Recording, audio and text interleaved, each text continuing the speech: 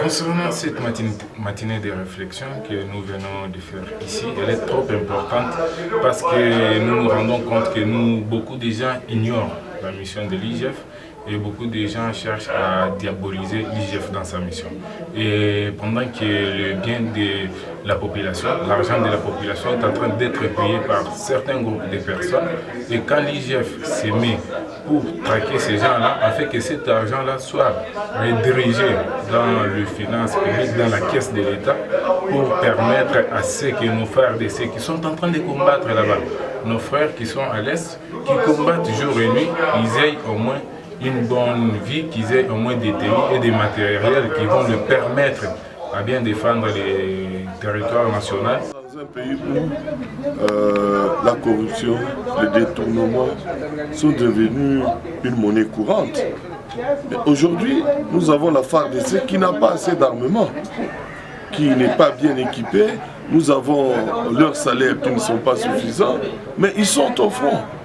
Mais si le travail de l'IGF aujourd'hui est en train de faire que les détournements diminuent, qu'il y ait diminution de la corruption, qu'il y ait diminution... Donc, ça fait que nous aurons d'abord un budget conséquent.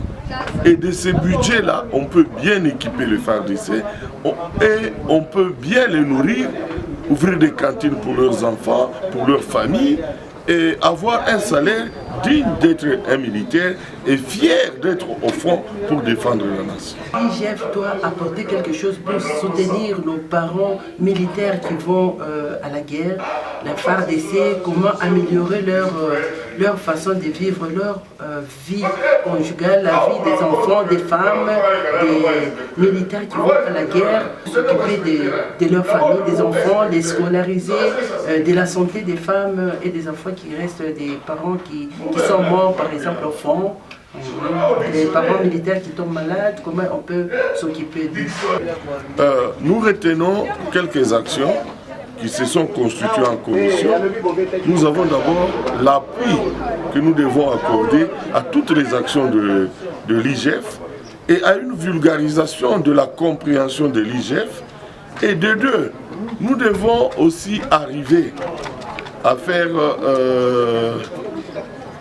une mobilisation, un encadrement des jeunes et des femmes et une contribution, une collecte qui va aider les FARDC ou leurs familles à survivre et avoir toujours un moral haut au front. Et en fin de compte, nous devons cultiver le contrôle citoyen. Le contrôle citoyen, la redevabilité de nos institutions et de nos ETD pour permettre à ce que la gestion, qui est transparence dans la gestion de la chose publique. Et cela va aider aussi à mobiliser plus le fonds et le fonds va aider plus au développement qu'aux poches des gens. Parce qu'il est anormal que des individus sont capables d'avoir de fonds plus que l'État. Les partis politiques, vous voyez, les jeunes sont bien habillés en tenue, bottes militaires et tout consort, mais nos forces armées, la police, n'ont pas ces bottes-là. C'est parce que l'argent détourné est en train de leur servir à ça. Donc nous voudrions qu'aujourd'hui, à partir de maintenant, nous nous engagions. C'est un engagement que nous faisons pour que tout ce que l'IGF mène comme action, nous puissions aussi nous en approprier.